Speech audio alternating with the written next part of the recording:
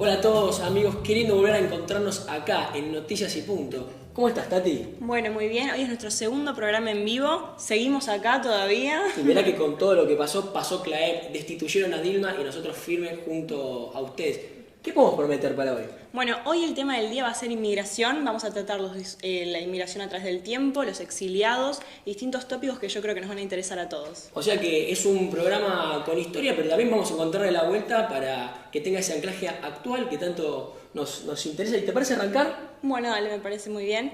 Hoy tenemos el agrado de estar con Diego Lichtenstein, que es un autor y el actor también de la obra Sei de Chique. Así que contanos un poco. Bienvenido, muchas gracias por estar acá. Por la invitación. Bueno, Gracias. contanos en un principio de qué trata la obra, en qué te inspiraste. La obra es una obra de texto y musical que habla sobre la vida de mi abuelo, un inmigrante ruso en este caso, que vino en 1924 a la Argentina, un poco expulsado porque sus padres querían salvarlo del servicio militar. Entonces, de alguna manera mintieron su edad para que pudiera salir. ¿Y por qué la Argentina? En realidad no era Argentina el destino. Él tenía un hermano mayor que vivía en Estados Unidos y el mismo día que se iba a embarcar, Estados Unidos cierra las fronteras. Y bueno, ahí en el apuro le recomiendan que se embarque a la Argentina para después poder, desde Argentina, ir a Estados Unidos a encontrarse con su hermano, algo que no hizo nunca y quedó su vida acá anclada en nuestro país. Un chico de 17 años que no hablaba una palabra de español y no conocía a nadie. Vino solo además. Solo. Sus padres quedaron en Rusia y sus hermanas y toda su familia. ¿Los volvió a ver, los volvió a ver después? No, la verdad es que no, porque a las hermanas las asesinaron en el Holocausto, sus padres murieron después, y es un poco la historia de muchos que vinieron de Europa, algunos de Rusia o Polonia o Italia, Armenia, Grecia, y formaron esto que somos ahora, ¿no? La Argentina que somos ahora. Vos sabemos que sos el guionista, y cuando componés el personaje de tu abuelo, ¿en qué características pensás? En la obra tiene una apuesta que es muy simbólica. Entonces el personaje de mi abuelo en realidad está representado todo el tiempo por un paño rojo grande, una tela. Y los momentos en los que juego a ser mi abuelo, con quien me acompaña en el escenario, que es Mirta Wons, ella hace el personaje de mi abuela, simplemente me pongo el paño rojo encima y unos anteojitos y nada más. La idea no es, en la apuesta esta, digamos, la idea no es imitar como era él, sino que con alguna cosita recrear la época, recrear los diálogos de estas dos personas que vivieron juntas casi 50 años, que tuvieron 4 hijos y 12 nietos, un poco esos diálogos que se generaban en esas casas de todos los abuelos. Porque a lo que íbamos, ¿cómo era la vida del inmigrante que llegaba a una tierra solo, joven, el choque de culturas? Difícil era, la vida era muy difícil. Él llegó en el año 24, fue al hotel de inmigrantes, como iban todos o muchos. Después estuvo creo que unos días en una pensión, en Barracas, y un paisano del pueblo de Rusia le había recomendado que fuera a Remedios de Escalada, en la provincia de Buenos Aires, acá al sur.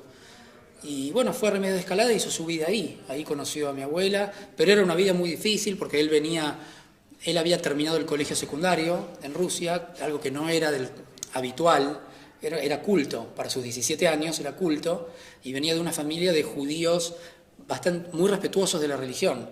De hecho tenía un hermano que era Hassan. El Hassan es el que acompaña al rabino cantando. El rabino es el que habla y el Hassan es el que canta las plegarias, que tienen esas voces de tenor, digamos. Y él venía de una familia muy culta y acá llegó sin nada y tuvo que hacer con una mano atrás y otra adelante. La famosa frase. La famosa frase, vino así. Y bueno, y fue toda la vida un poco. Yo lo conocí mucho porque murió cuando yo tenía 20 años. Hizo una vida que no era la vida que él había soñado para... Cuando llegó a Encalada y se encontró con gente quizás más parecida a él, ¿cómo pudo establecerse? ¿Empezó a trabajar? Él empezó a trabajar de lo que podía. Empezó a trabajar de lo que podía. Nada Después, que ver con aquella, aquel estudio, aquel culto que vos claro, decís. con lo que podía haber sido, porque era un chico. Imagínense, ustedes tienen 20 y él tenía 17. Esto es interesante, ¿no? Lo que podía haber sido, claro, pero en realidad lo que terminó siendo, lo que fue. Sí, de alguna manera terminó siendo, a nivel familia, logró todo lo que pienso lo que podía lograr. Y en un ámbito, digamos, al principio de todo, ¿cómo fue esto de formar lazos? O sea, llegar y es una cultura distinta, un idioma distinto, estar solo del otro lado del mundo. ¿Él alguna vez te comentó cómo fue este proceso, digamos, de Argentina? Creo que ahí en Escalada había como una mini comunidad que se estaba formando ya de inmigrantes y de judíos. Él era muy comunista, participaba como activamente. Y me parece que por ese lado un poco fue como haciendo lazos hasta que conoció a mi abuela, que mi abuela era argentina, y bueno, ahí ya medio como que se encaminaron las cosas hacia el casamiento y la vida. Pero trabajaba trabajaba de vendedor ambulante, iba de casa en casa vendiendo, le daba cuotas a los clientes para que pagaran, era un trabajo muy típico de los judíos de ese momento. Y bueno, se la iba rebuscando, pero nunca dejó de ser ese nene frustrado de 17 años que quedó en Europa, de alguna manera. Vos sabés que cuando narrás esta historia de tu abuelo, me imagino a nuestros abuelos, que muchos fueron inmigrantes, contándonos su propia historia. ¿Y la voz? ¿Cómo te la contaba? ¿Lo notabas nostálgico, con sensación de desarraigo? Él no hablaba mucho, pero la historia más me la contaron mi mamá, que era su hija, mis padres. Y es una historia que, como vos decís, es una historia que refleja la historia de muchos. En la obra esta es un ruso judío. Podría ser un italiano, o podría ser un armenio, o un español. Es lo mismo, digamos. Serían las canciones quizás un poco distintas, pero la historia es la misma. Él no hablaba mucho, él miraba mucho por la ventana, se paraba a mirar por la ventana como quien mirara su casa en Rusia. Era una persona que estaba triste. ¿Y cómo se genera la conexión con el público? O sea, yo creo que estas situaciones generan mucha empatía con la audiencia. ¿Vos recibís, digamos, eso por parte de...? Totalmente, sí, la gente se emociona mucho, es una sala chica y que está el público muy cerca y la gente llora, pero cuando sale y me dice, lloré, pero lloré lindo. Siempre hay alguna frase que toca una fibra más sensible, ¿no? Uh-huh. Sí, mi abuelo tenía una canción que le gustaba mucho, de Atahualpa Yupanqui, que está cantada en el espectáculo, que la canto yo, que dice, cuando se abandona el pago y se empieza a repechar, tira el caballo adelante y el alma tira para atrás, que es un poco lo que resume la vida de él. Y un mix muy interesante, ¿no? Un ruso judío que termina recitando canciones de Atahualpa Yupanqui, esta cosa gauchesca, pero linda. Sí, claro, totalmente. Bueno, somos un país de nietos, en definitiva, de bisnietos casi. Ya. Muchas gracias, Diego. Gracias a ustedes por invitarme, gracias. Quédense ahí, amigos, que ya volvemos con muchas más noticias y punto. Vamos a un pequeño informe y no sabés todo lo que se viene. En 1973 hizo Luis Politi del General Lanuse. Fue breve. La película no se estrenó comercialmente, pero el visceral actor, sin saberlo, ya había firmado su sentencia de exilio. 3 años después, un 21 de junio, una furgoneta Falcon blanca interceptó a Politi frente a la Secretaría de Comercio. Lo tuvieron secuestrado durante 36 horas. Cuando pasa todo esto, el día del secuestro yo era muy chica, tenía 12. Estábamos esperándolo un día del padre que viniera yo le había comprado una tacita de regalo y no venía. Y entonces todos preguntábamos, ¿qué pasó? Y no nos dijeron nada nos dijeron en ese momento. Y después nos enteramos lo que había pasado. Lo interrogaron sobre su participación en la película y el paradero del director Raimundo Gleiser. La Asociación de Actores buscó rápidamente su liberación. 2 días después, Politi abordaba un avión hacia México.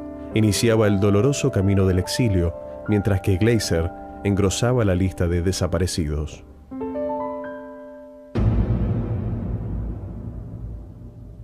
Y de golpe, a través de terceros, me enteré que había sido detenido, que había tenido dificultades, y de pronto vino lo del exilio.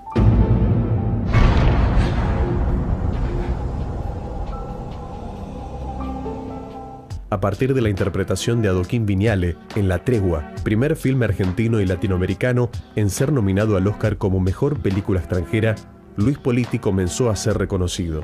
A 40 años del estreno de la película de Renan, la pregunta es inevitable.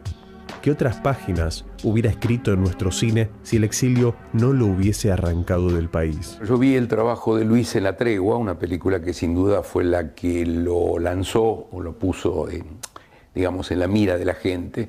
Yo recuerdo que filmamos en enero y febrero La Patagonia Rebelde, terminamos un día viernes de hacer los interiores y el lunes empezamos a filmar La Tregua, de modo que era un momento de una gran efervescencia. Y él estaba genial. Yo me acuerdo que cuando él filmaba yo descansaba, pero se corría la voz que era muy divertido lo que hacía. Entonces un día lo fui a ver. Nació en Mendoza en el año 1933 de una familia obrera. Estudió arte dramático.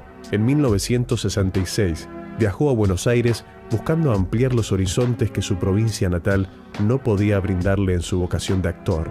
Un hombre apasionado, espontáneo, intuitivo y vehemente.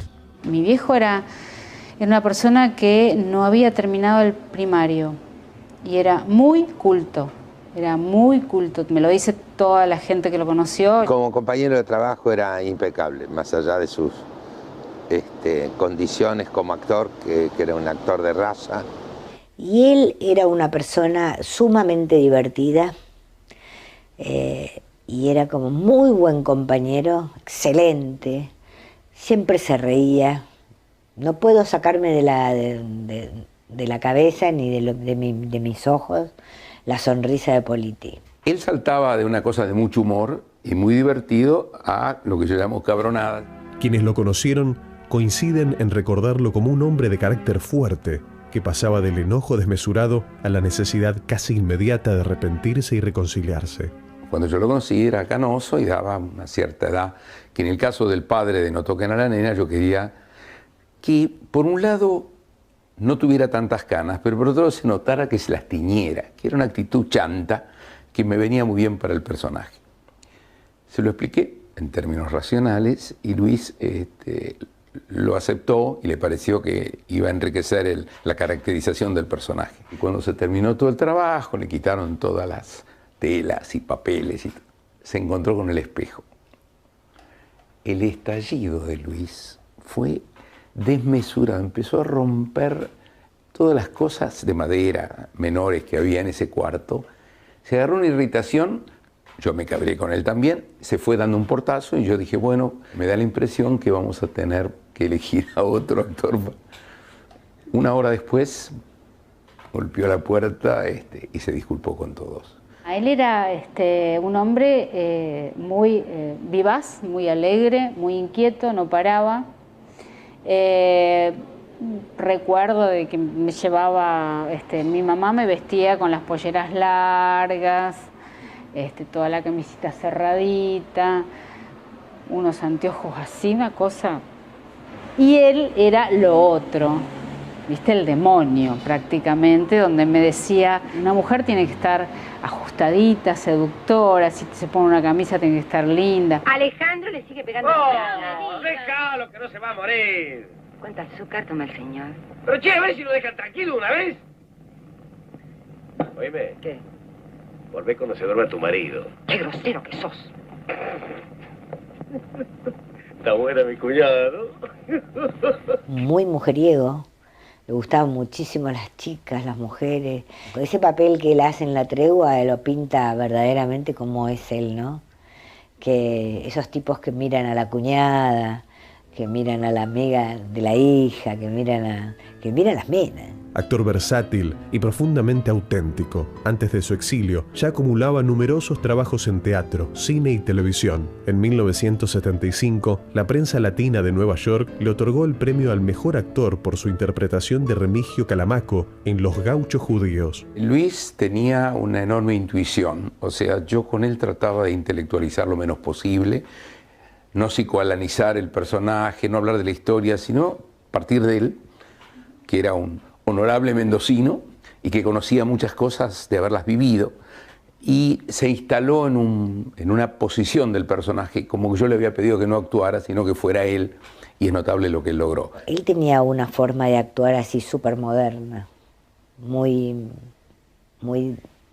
trabajaba con la verdad, absolutamente. Yo hay algo que rescato de los mejores actores es cuando no actúan, cuando viven. Y cuando la cámara, que se mete en el alma de los personajes, se mete en los ojos, no descubre ninguna trampa, sino que el tipo está viviendo lo que le pasa. Esto le pasaba a Luis y no es poca cosa, ¿no? En marzo de 1976, Isabel Perón es derrocada por un golpe militar.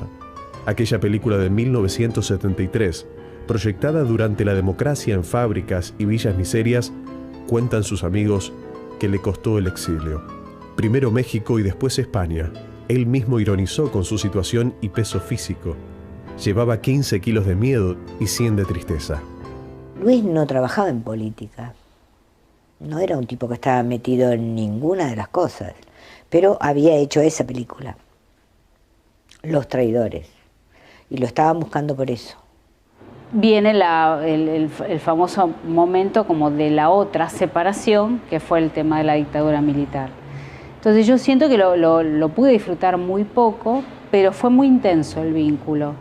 El jefe de la Policía Federal era el general Arturo Corbetta, que fue el que le dio el pasaporte a Luis Politi, a Marilina Ross y a otros amigos para que pudieran irse. Desde esta orilla, quienes habían quedado libraban otra lucha, la lucha contra el temor, la censura y la distancia. Una de las cosas atroces de la dictadura fue además el cercenamiento de las libertades, de la libertad de trabajo primero y de la libertad de expresión después. Es muy feo tener un ser querido que vos no podés, como que parecía que estaba atrás de una cortina negra, ¿no? Como que no llegabas a tenerlo ni a alcanzarlo y lo sentías que estaba sufriendo y que no podías hacer nada, y como hija menos. No sé, el exilio en ese momento fue una cosa para nosotros terminante, una cosa trágica. Y la represión también fue una cosa de mucho dolor. En España, desde el exilio, logró desarrollar su carrera y participó en más de una decena de películas con gran reconocimiento del público y de sus colegas. Sin embargo, la nostalgia devastadora comenzaba a ganar terreno. Él tuvo esa virtud de ser como mejor padre en el exilio, como que se dio cuenta de un montón de cosas. El sufrimiento, la distancia, el no poder acercarse. Trató como de darme lecciones de vida y decirme cosas que nunca me había dicho, siempre a través de algunas cartas. Y de permanentemente hablarme con dulzura, con cariño, con amor. Fue luz, energía, despertar al mundo, conectarme con el amor, con la sensualidad, con el otro. Y a la vez, lo loco es estar inmersa en un mundo de exiliados, que era atravesar una puerta en un departamento y encontrarme con un tango y mucha gente triste. El exilio ha marcado la historia argentina. San Martín, Rosas y Sarmiento murieron fuera del país. Ya en el siglo XX, hubo escritores y actores exiliados durante alguno de los gobiernos peronistas y dictaduras militares. El desarraigo y la violencia plantean de manera desgarradora el drama de la identidad. Parece que aún en el exilio los seguían de alguna forma psicopateando, con que los iban a matar, que iban a matar a su familia. No hay nada peor que el destierro. Y un tema que lo define muy bien el personaje de Brandoni en Madre Argentina, cuando después de 10 años vuelve al país y se puede mover con libertad, vive en Nueva York, en una situación privilegiada, y dice: ¿sabes qué pasa, Yoli? Hay cosas que no se pueden meter en una valija, entre otras cosas las raíces. Y esto es un tema que tiene que ver con la identidad, ¿no? El 14 de julio de 1980, Luis murió de hepatitis en la clínica de Nuestra Señora de la Concepción, en Madrid. Hay quienes afirman que la verdadera causa fue la tristeza. Después me enteré de la noticia de su enfermedad y la consecuencia inesperada de su muerte. Y ahí sí nos juntamos un grupo de amigos, fuimos a recibir los restos de Luis. La sensación de no poder volver, que no sabía cuánto tiempo se iba a extender, lo deprimió mucho, ¿no? Bueno, sufrimos muchísimo el exilio, como Politi. Y Politi se nos murió allí de tristeza. Y estábamos todo el tiempo juntos, con Luis y con Marilina, ¿no? Y Luis se nos murió de pena, como estábamos todos a punto de morirnos de pena. Se murió de tristeza. Yo no me atrevería a decir que se murió por eso, pero que murió triste sí. No me atrevería a decir que murió por eso. Fue una complicación de una hepatitis que tuvo mal curada. La tristeza lo enfermó. Yo sentí que se desmoronaba el mundo, mi mundo en ese momento. La muerte de Luis Politi en Madrid es fiel reflejo de la intolerancia argentina a lo largo de su historia. Creo que Luis era un enorme actor, que nos perdimos por todo lo que pasó en este país. Hubiera sido un actor con el que yo hubiera trabajado el resto de mi vida. Era un tipo para encomendarle protagónicos importantes. Empezaba a ser reconocido en España. Había hecho una película que yo menciono mucho, El Nido, de Jaime de Armiñán, con Alterio, donde tenían una escena que improvisaron memorable. Déjame que te diga una cosa. De verdad. Yo te bendigo en el nombre del Padre, del Hijo, del Espíritu Santo. Amén. Ana, déjame en paz. Gracias, hombre. No me creo una sola palabra de lo que dices. Pero pones tan buena voluntad. Voluntad y penitencia. Vamos. Te vas a Salamanca. 5 semanas. A pasarlo bien. Y aquí no vienes hasta que vuelvas a vivir.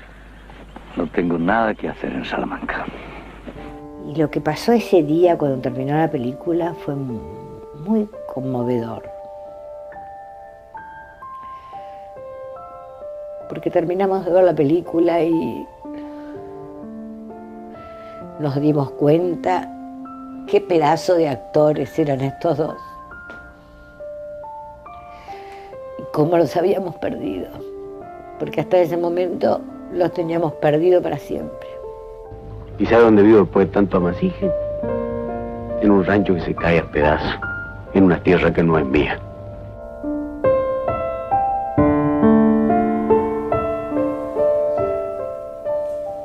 Volvemos entonces con más noticias y punto. Te dijimos en la previa, hoy es un programa con historia, pero llegó el momento de darle ese anclaje actual, ese anclaje que nos trae de vuelta al día de hoy, Argentina, ¿por qué no también Latinoamérica? Y para eso nos visita Eduardo Lepore. Él es profesor e investigador de las Facultades Sociales, además es el director del programa de protección social en el Ministerio de Trabajo Nacional. Bienvenido, Eduardo, gracias por venir. ¿Qué tal? ¿Cómo están? Muchas gracias a ustedes. Bueno, por otro lado también tenemos a Ignacio y a Jerónimo, que son estudiantes de la Facultad de Ciencias Políticas y de Historia. Bienvenidos y muchas gracias. Gracias por la invitación.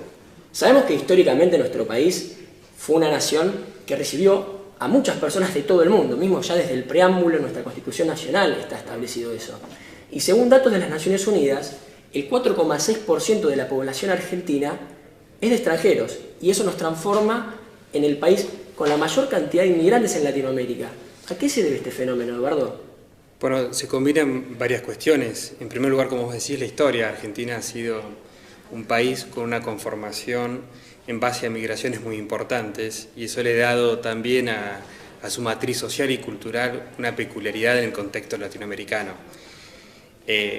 Ese proceso fue transformando a lo largo de la historia y las migraciones fueron provenientes de distintos orígenes. Actualmente, en los últimos, sobre todo en la última década, ha habido un importante dinamismo migratorio en toda América Latina, con una característica que es que las inmigraciones sean reorientadas hacia los países de la región. Eso en parte vinculado a las mejoras que ha habido en los últimos años en la situación. Es decir, cada vez más se dan dentro de la región, y Argentina es el principal centro de recepción de migraciones en América, luego de Estados Unidos. Claro, porque antes nuestros abuelos o generaciones aún más pasadas venían a buscar una oportunidad y no eran provenientes de países limítrofes o de nuestra región, sino más bien europeos. Hoy el fenómeno, como vos decías, se da con países limítrofes y como producto de una comparación, ¿no? Las migraciones, sí, actualmente, no solamente en el caso de Argentina, digamos, el Cono Sur es un gran centro de recepción de migraciones de países justamente limítrofes o de la propia región con menores niveles de desarrollo y que encuentran en el Cono Sur o han encontrado mejores oportunidades laborales. Eso ocurre en Chile y Brasil también son centros de atracción migrantes. Las migraciones tienen una dinámica que está muy vinculada a a las características laborales. Son fundamentalmente de índole laboral. Son personas que están buscando mejores oportunidades económicas, laborales en los países de destino. Es decir, que Argentina seduce como destino por la oferta laboral que tiene. Esa ha sido, sí, la marca en los últimos años, pero lo digo también, esto se da en el caso de Brasil y en el caso de Chile. La excepción tendríamos en América del Sur la situación entre Ecuador, Venezuela y Colombia, donde hay procesos de desplazamiento poblacional vinculados a cuestiones de seguridad y no tan relacionados a cuestiones laborales. ¿Y los inmigrantes tienen algún rango de edad específico? Las migraciones son, sí, crecientemente más feminizadas, también por los cambios en la demanda de trabajo, pero también son fundamentalmente de poblaciones jóvenes, ¿no? De jóvenes y de adultos jóvenes. Sí. ¿Y logran incluirse? O sea, ¿hay una buena integración social? Bueno, ahí está la cuestión, porque digamos, una de las características es que las migraciones se concentran principalmente en las grandes ciudades. Es decir, cuando hablamos de los países, en realidad no son uniformes dentro de los países, sino que están dirigidas hacia Buenos Aires, hacia San Pablo, hacia Santiago de Chile, ¿sí? Donde se concentran. Ahora, en esas ciudades tienen un patrón de asentamiento diferenciado. Es decir, un problema que enfrentan los contingentes migratorios es que a menudo quedan atrapados en, digamos, redes de segregación residencial, de segregación social, que generan problemas de integración. Sobre eso se está estudiando recientemente con mayor énfasis. Ustedes, chicos, ¿notan, tienen compañeros, conocen personas que vienen de otros países, se integran con ustedes, pero, como decía Eduardo, residencialmente están segregados? Principalmente acá en la universidad no hemos tenido casos, es más, tenemos un amigo, compañero que nos hemos hecho amigos, que es de origen colombiano, que sin duda le hemos preguntado y la verdad él se siente muy cómodo en la Argentina, le gusta mucho el país, incluso ha trabajado en un restaurante y la verdad no ha tenido problemas, pero casos... Sí, no, claramente hay dos puntos muy interesantes acá, que lógicamente la educación argentina, la calidad y el precio de la educación argentina hace que sea un país que interesa a la juventud de los países limítrofes venir. Y además, el mercado de los restaurantes, como comentaba Jerónimo, la mayoría de los que trabajan son extranjeros. Los restaurantes de Palermo y zonas céntricas buscan a ese... Sí, principalmente jóvenes de países como Colombia, Venezuela, principalmente, bueno, los dueños porque ven en los perfiles de los chicos de adolescentes del Caribe, tienden a ser muy amables y a tener un tacto con el cliente mucho mejor que los argentinos. Ese es un lado positivo, pero a otros dueños de restaurantes ven el lado como para hacer la viveza criolla, que se le pagan menos o los tienen en negro. Entonces es una integración medio falsa. Bueno, hay siempre matices. Yo por ahí estuve resaltando uno de los aspectos más salientes. Pero tenemos que distinguir entre los niveles de, digamos, el tipo de migraciones y de jóvenes. Unas son las corrientes vinculadas a ir a buscar oportunidades educativas en niveles universitarios. Estamos hablando de migraciones de personas con mayores niveles de calificación. Y otra es la gran corriente migratoria que está más vinculada a fuerza de trabajo menos calificada y que sí queda más asociada a lo que llamaríamos como nichos ocupacionales o económicos en actividades de menores niveles de calificación, con mayores niveles de informalidad y demás. Claro, porque hasta acá conversamos de la llegada de inmigrantes y cómo se insertan, pero hay otra parte en este tema, que es aquellos que recibimos, los receptores, nosotros, los argentinos.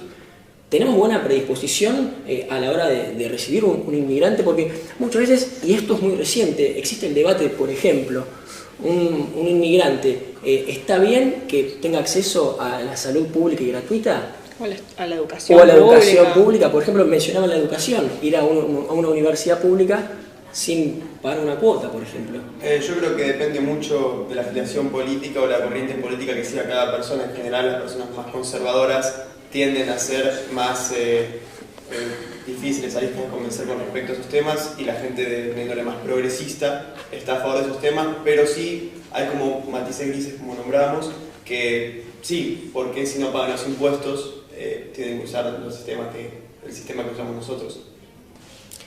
Sí, sobre eso son temas de creciente polémica a nivel social, y hoy Europa enfrenta esto con mayor agudeza. Digamos, la salida del Reino Unido, digamos, de la Unión Europea, tiene, digamos, parte de la discusión se ha centrado en relación a estas cuestiones. No debemos perder de vista de que esas migraciones son laborales, entonces que por lo tanto esos trabajadores realizan un aporte significativo a las economías locales y participan de ese proceso, digamos, tanto en su producción también como pagando impuestos. Pero son temas, es cierto, polémicos que ameritan discusión. Además, no sé qué piensa el profesor Lepore, pero es un costo político decir eso. Me parece que ningún político, por más que puede que haya muchos que lo piensen, no lo van a decir porque políticamente es incorrecto. Quizás forma parte también de una actitud, por eso hablábamos de cómo recibimos y cómo tratamos al movimiento inmigratorio. No es lo mismo la Argentina de los tiempos de Alberdi, que los recibíamos a todos con los brazos abiertos, que creo que también sigue pasando hoy. Pero hay un cambio de mentalidad y en este sentido también se puede diferenciar, recién Eduardo mencionabas el caso europeo, la diferencia entre el inmigrante y, por ejemplo, el refugiado. El refugiado es alguien que busca asilo y luego vuelve a su lugar de origen. Creo que nosotros llamamos a muchas personas inmigrantes, pero que luego no terminan quedándose en nuestro territorio. Bueno, las migraciones en Argentina han estado vinculadas a estos movimientos más asociados a la cuestión laboral, a la legislación económica, digamos, en menor medida a las cuestiones, digamos, de refugiados. Un poco por lo que decía, porque los escenarios de confrontación, digamos, de enfrentamientos internos, de situaciones de mayor disolución social, se han producido, digamos, esperemos que se culminen ahora con los acuerdos de paz en Colombia, y en esa zona, digamos. América, digamos, tiene una gran ventaja, que es una región de paz, y por lo tanto las migraciones están vinculadas a esperanzas, a mejores expectativas y a la movilidad que ello implica. Es mi opinión. No, por supuesto, es muy valiosa, Eduardo. Y con respecto a los refugiados, sabemos que el presidente Mauricio Macri ha firmado un tratado con Alemania, recibirá a 3.000 refugiados.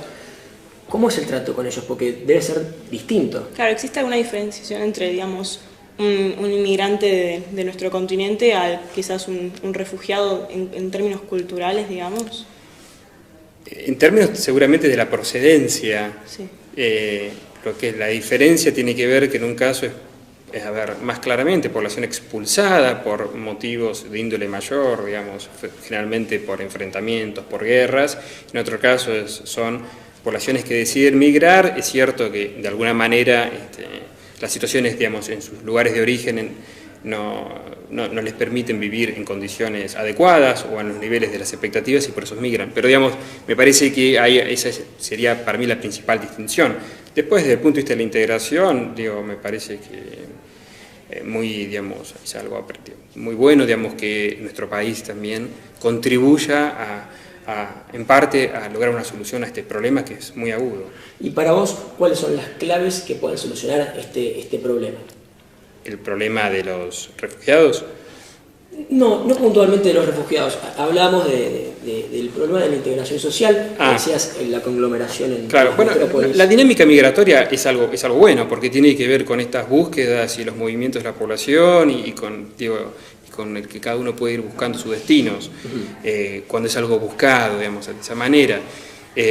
La integración social, bueno, tiene, como planteábamos, elementos de tipo culturales, y Argentina ha tenido históricamente una matriz abierta que ha permitido eso. Es cierto que también coexisten prejuicios, digamos, estigmas, eticamientos sobre algunos sectores poblacionales que creo que son buenos ir desmontándolos, ¿no? Y generar mecanismos que permitan, sea en el ámbito laboral, en la educación, digamos, en los espacios públicos, ir generando una sociedad plural, ¿no es cierto? Te agradecemos mucho a todos por su tiempo, muchas gracias. Muchas gracias, chicos, y Eduardo también. Quédense, vamos a una pequeña tanda, falta muy poquito, pero por favor, quédate hasta el final, que está buenísimo este Noticias y Punto.